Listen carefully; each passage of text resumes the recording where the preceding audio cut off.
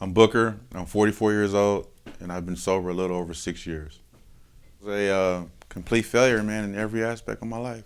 I was unemployable.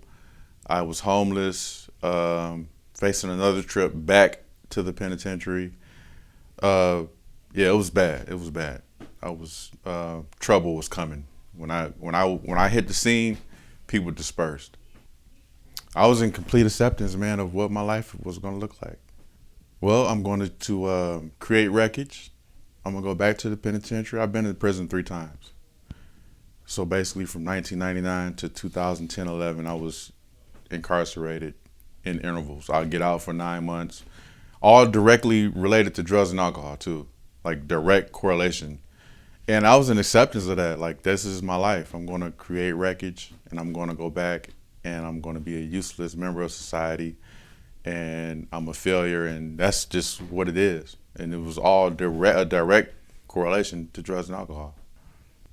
My buddy Elijah used the term, and when the first time I heard him speak, that's one of the things that really caught my eye when he said I was out of hustle, completely out of hustle. And I just asked for help, man, for like the first time. A buddy that I used to run the streets with, I got sober, and his life looked a little different than mine at that time, and I asked him for help, man. And I was facing another case. I was on my way back to prison for the fourth time. Category 3 felon, that's 9 and a quarter. This is the entry level. That's the minimum amount of time I was looking at. Just to give you a cliff note or what the last few days looked like for me is that okay, I'm from Michigan and my mom came to town. And I tell this story almost every time I pitch. And when she came to town, I was hardly recognizable, man. I'm 6 years sober, 175 pounds. At this time, you want to knock off 30 pounds easily. I'm not a vision for you, like Erica would say all the time. So what happened was, and this was like a pivotal turning point for me, man. This is when I knew that I was a bona fide dirtbag, man. When my mom came to town, I'm sleeping in an ex-girlfriend's garage in a Hello Kitty sleeping bag that I borrowed from my daughter that Christmas before that. This is March of 2014. And what wound up happening was when my mom came to town, she asked me to get her luggage out the car when she pulled up. And when I stood up and we made eye contact, her lips started quivering. And as I'm walking, I'm shameful at this point. As I'm walking towards her, past her, my intention is to walk past her and get the luggage out the car. She blocks me off and gives me a hug. And I can hear her crying on my shoulders, man. And I want to hug and let go, you know. And she's my mom. This is the lady that raised me. Little backstory: I'm a honor student, pretty decent athlete, private school 12 years. I came from a pretty decent, not a silver spoon, but a bronze spoon. You know what I mean? What I'm getting at is that life was good for me, and it was sacrifices being made by my parents for me to have that kind of lifestyle, and this is how I had turned out. So she started running down the sacrificial resume of all of the things that took place, and here I am right now, bona fide dirtbag. And honestly, man, I couldn't understand, or I couldn't even comprehend, or I didn't even want to listen to anything that she had to say. Basically, what she was talking about was gibberish. It was going aerodynamically around my head because I was focused on her purse. I did the math. My mom just flew 1,900 miles, some $100 bills and some credit cards in that purse. And that was my mission while she was there. Yeah, that's looking back. Yeah, that's bona fide dirtbag status, right? So a few days later, when she gets ready to leave, we're at the airport, and like any self-respecting drug addict, we try to charm her and disarm her for some more money. Hey, thank you for coming. And she just cut into me, man. She cut into me. She said, "I know you've been in my purse," and I had an ankle monitor on at the time, and I didn't want her to know that I was going back to prison. I had got released to pretrial services to my ex-girlfriend's house, and I tried to hide it from her, but you know, you got to plug the box in and the beeping noise. I don't know if you're familiar with that. So anyway, the long and short is that she cut into me, man, and she told me that she's like, you're a dirtbag. I'm using the term dirtbag loosely because she said some other things in that airport terminal, and she was like, I don't want to have anything to do with you, and you deserve to go back to prison because at least I know you're okay when you in there. She's like, I love you. You need to get some help, but I'm pretty sure the next time I come out here is going to be to identify your body. And she got on the airplane, and I hopped in the ex-girlfriend's car and I popped a Zanny because I wanted to forget about that experience. That was March 20th of 2014. And by God's grace, I haven't had a drink or drug since. And the funny thing about that, Esther, was that I had done stuff a million times worse than that to my family, my loved ones, to society for that one experience to make me, not make me, but to ask for help, to realize, to come to a realization like, man, something needs to change. Help looked like for me, initially, self-willpower, self-knowledge, the whole I can do this, I'm not going to do anything. And I didn't know anything about the threefold disease that I suffered from, the mind, the body, and spirit. I didn't know nothing about that. I just knew that I can just quit. And I was miserable. I detoxed. I would wake up drenched. The mental obsession was on me, and I didn't know anything about none of these words or terms or how they applied in my life. But I was miserable. And about a week and a half later, you know, I'm still in the same environment. I'm just, you know, a week and a half later, I was at a park, Chavez Park, 35th Avenue and Baseline. And I was with some friends, and they were drinking, smoking. The music was playing. They're playing dominoes. They're shooting dice with impunity. And I sat there, and something said that, hey, man, you don't need to be here. And I got up and I just left. I didn't even say bye to anybody. And I called a buddy, man, that was in the program of recovery. And we got the ball rolling. I checked into this place in Sunny Slope, good old Sunny Slope, Arizona. And when I got there, there were some rules to be applied for me in order for me to stay there. And I didn't follow any of those rules. I didn't know anything about this, 12 steps or recovery. And they got to talking about, you know, the requirements, you know, as far as like going to meetings and getting a sponsor. And I didn't know what any of that was. I just wanted to go lay down. You know how we get when we come in out the rain, we want to lay down for a little while. And I didn't do anything while I was there, man. I was miserable. And the only thing going for me is that I had a place to stay. And I stayed there a little bit over a week. And this part of my story always gives me goosebumps. I was getting ready to leave. It was a Saturday. I'll never forget. It was a Saturday night. And the house meeting was Sunday morning. And I know I'm getting kicked out because I haven't done anything here. I don't have any money. Haven't been looking for a job. I've been leaving. I've been signing out, faking my slip. You know what I mean? Just doing what I know how to do, which is self-preservation, selfishness. And as I'm leaving this place, there's a meeting coming in. Every night at 7 p.m., somebody will come in and share their stories. And I never listened to those stories, right? And on a Saturday, this guy named Milton walked in. And I'm so closed off, and Milton, being quite frankly, looked like me, if that makes any sense. So that was a 33% chance of me remotely listening to what this dude had to say, because I'm blocked off at this point. You know what I mean? I'm full of fear. I got an ankle monitor. You know, life is happening, and I'm not participating, if that makes any sense. But something happened, man, before that meeting. He came up to me and he started talking to me. And he seen the angst on me. He like, what's going on, man? How you doing? I'm paraphrasing. It's been years. I don't know how the exact dialogue went.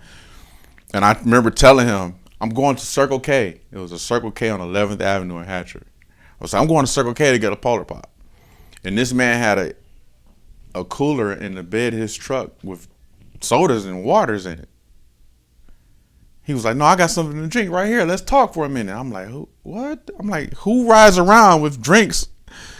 No, so anyway, what I'm getting at is that he talked to me for a few minutes, and I felt uncomfortable, for lack of a better word. But what he was doing was exemplifying a little altruism, right? A little absence of profit motive. He was just genuinely concerned about me, and I felt uncomfortable. So he asked me to stick around. He was going to speak at the meeting that night, and I'm like, okay. So I'm sitting there, and I'll never forget this. I pulled my phone out, my prepaid phone, and I'm playing the snake game because I'm not finna listen to what this dude getting ready to talk about. And something happened, man.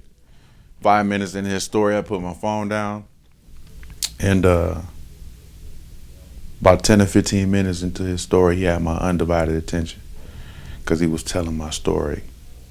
And it was amazing, man. And something happened. I asked him to sponsor me. He gave me some instructions, and me being manipulative, I just needed him to sign my meeting slip for the house meeting the following morning. So I said, okay, sign my meeting slip. That way I can show the management, hey, I'm doing something, look. So Sunday morning, they at this particular place, they have a house meeting at 8 p.m. and you're required to be there. I show up about 8:04, 8:05, and they kick me out.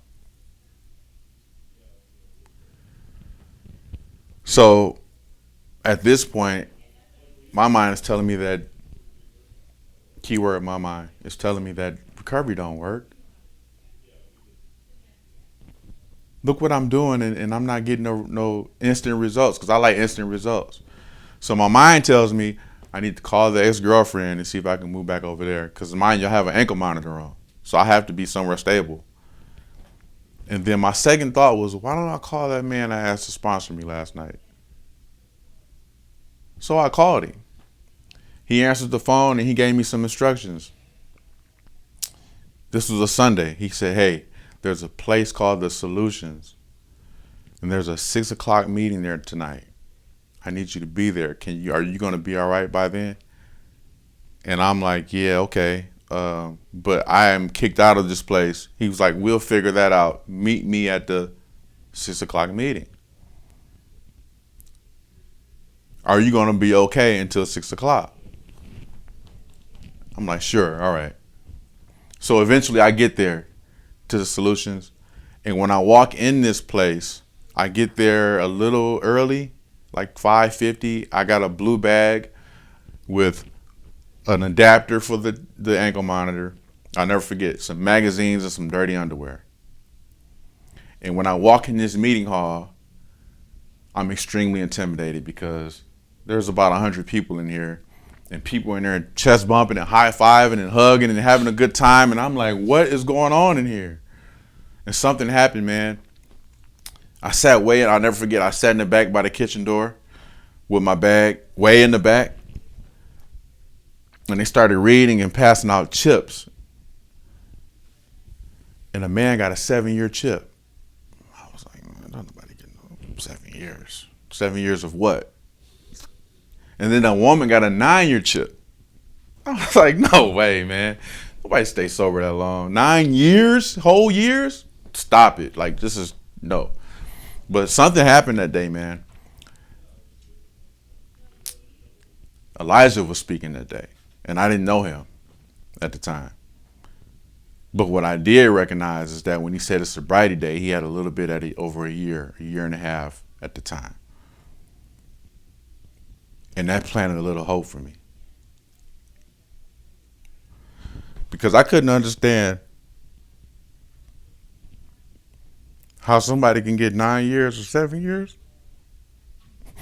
But this man had a year and a half. He was 10 years younger than me. And he planted a little hope. I was like, maybe that might be attainable, that year and a half. That's obtainable. If he can do it, and I heard his story, I'm like, maybe I can give it a shot. Because, when you knew 45 days, that guy's a guru. He's a master or whatever. And after the meeting, I went to office. Mike Stone and Tommy Troy was in the office in Solutions. And they giving me the hard facts. Okay, so it's such and such here to stay here a week. Well, you need to get a job. You need to do all of these things. Do you have any money? I'm like, no, I don't have any money. I said, my sponsor told me to come here. Who's your sponsor? Mike Stone said his name is Milton. He said, oh. So Mike Stone gets up, goes in the office, talks to Tommy Troy for about 5 minutes, and then the phone rings. Unbeknownst to me, it's Milton calling up there. And he vouched for me. Give him a shot. So they, all right, you got 2 weeks. These are the requirements. Woo, woo, wham, wham. Okay. 2 days later, he comes up there and we get busy doing some work. And I was full of fear. I didn't understand what any of this.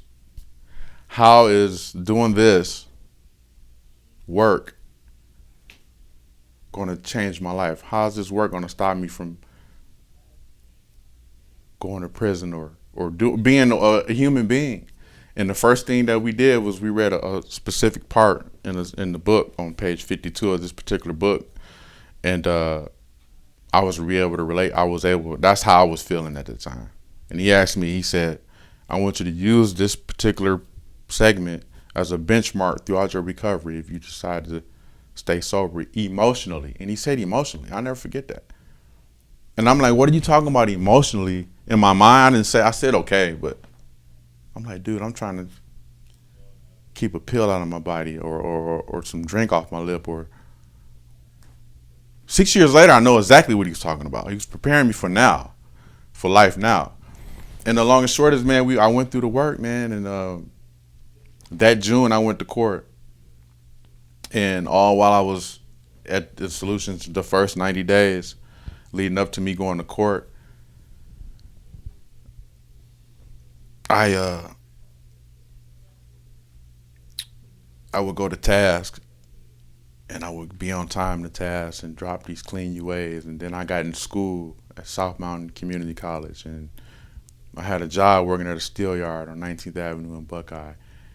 And I was required at the Solutions to go to 7 meetings in 7 days, and some of those meetings had to be outside meetings.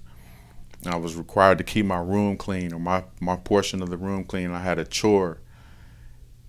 And what I realized is that my life got busy, and it was preparing me for something. I didn't have a car, didn't have a license, didn't have anything.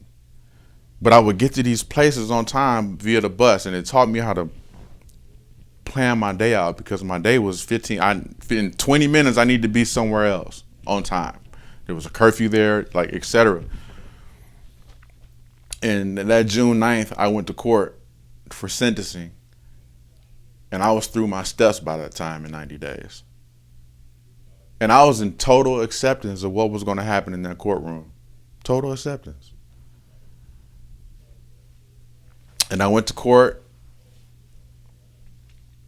I was the last case called on the morning docket, and the judge asked me, can I come back at 1? I'm like, yeah, I'm saying no.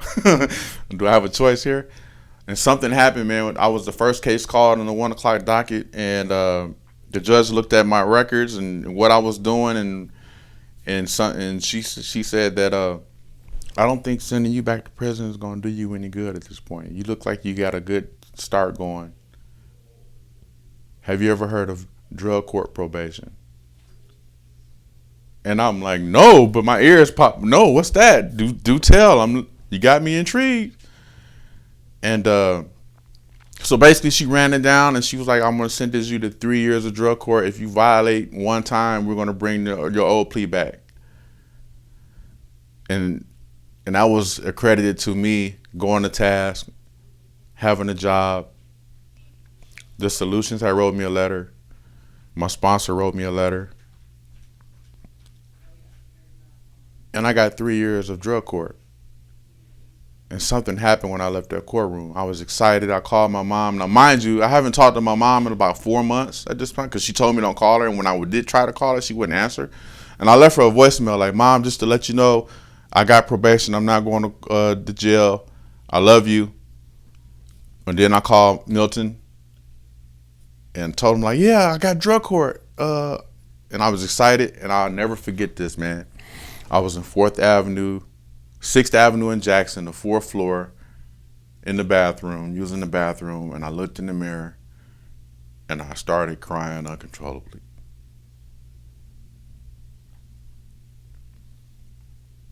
And from that moment, I had entered into an unwavering covenant with my higher power to just do this. Because I ain't never got that kind of favor before, ever.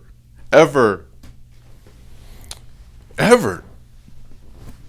And I went to drug court. And I got off a year early. Was never late. Man, I'm fighting back tears right now. Me too. You figure a nine and a quarter sentence, I'm 6.5 years sober. You're not supposed to know me. Right. Unless you take a meeting to the jails. And it's just crazy, man, just thinking how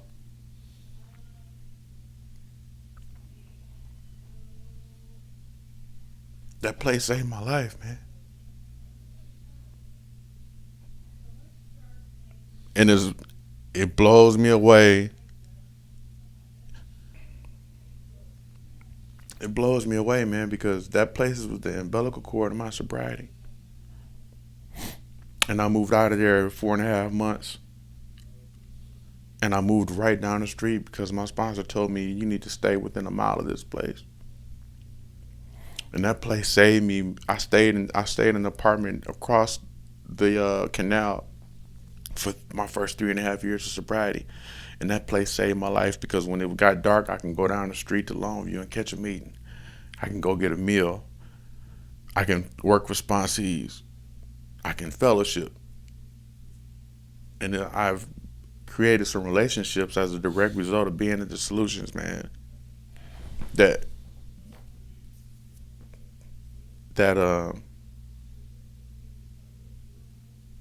I just can't believe it. I'm at a loss of words, man.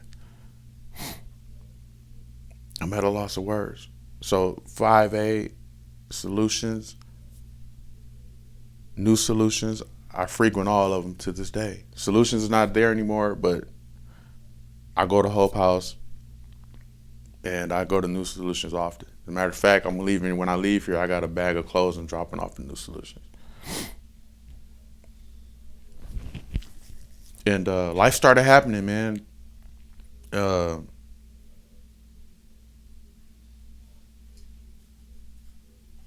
Funny story, man. After a meeting, I was a year and a half sober after a meeting, and I was in between jobs.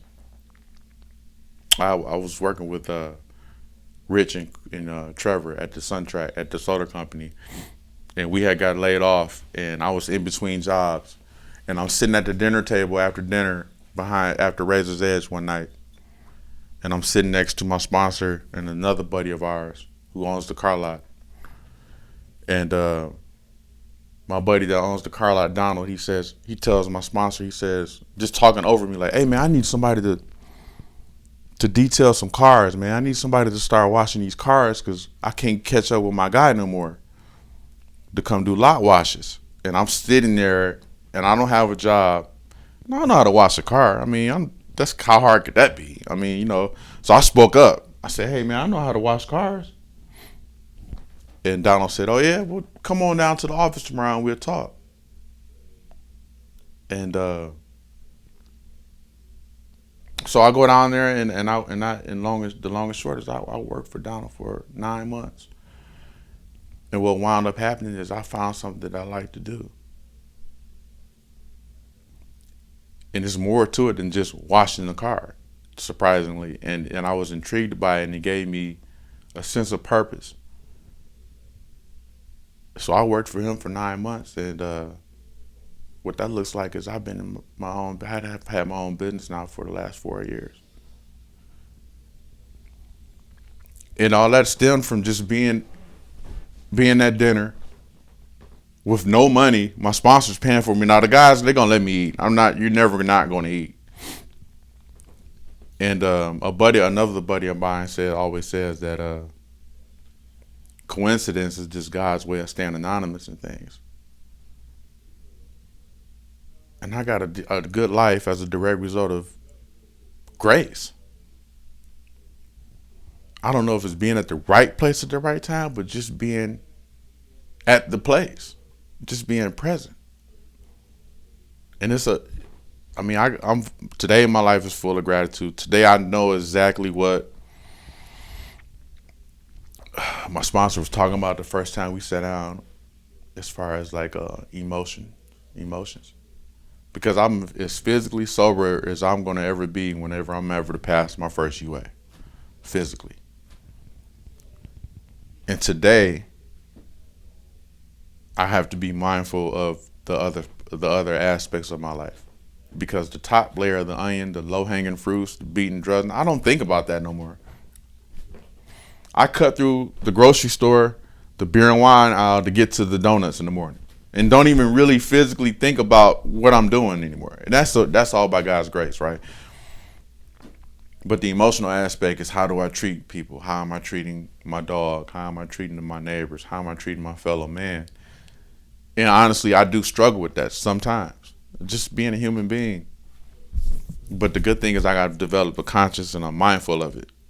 And as a direct result of doing this deal, I'm able to take corrective measures when I do create wreckage. Because before, I didn't care about who I hurt or how I hurt them or whatever. Mom is good. We're in a good place. Matter of fact, I'm going home next Thursday. Her birthday is next Friday, and she don't have to press 5 on her prison phone no more. And she know I'm not gonna eventually set her up to send me some money, or that relationship has been repaired, and I owe that to 5A and recovery. By seeing the other guys before me take the same steps that was necessary to make that happen. So man, I got luxury problems today, man. I got a good life. But I have no doubt that can be quickly eradicated if I don't do things like this, like show up and be honest with my circle. And one thing I've developed, and one of the most important things I developed outside of developing a relationship with God, is that I've developed this ability to tell on myself. You know that. When I see you, how you doing? I don't think we have ever, oh, I'm fine. And we kept going, even in passing. And we don't see each other often, but when we do talk, it's a connect. Oh, this is what's going on, or et cetera, et cetera. And I get freedom from that today. And that's amazing, man. To sum it up, man, I'm pretty sure you can relate, and all of us can relate. I had this map, and it was full of falsehoods. It was full of falsehoods. And what it did, it led me to some dark places. And I come here, I surrender, and you guys give me a new map to look at. And this map talks about freedom and peace and serenity. Oh, I thought I had that over here. But based on my life experience prior to me coming here, that was false. But it was the only map I knew, right? So I come here and you guys give me a new map, man, and I'm grateful for that. That's grace. That's grace, man, because I don't deserve it. But by doing the work, I do deserve it, if that makes any sense, So I'm grateful, man. Thanks, man. I love you. I love this place. I love what you guys are doing. Yeah, 5A's, the solutions, Hope House, New Solutions. You guys, I'll never be able to repay that debt.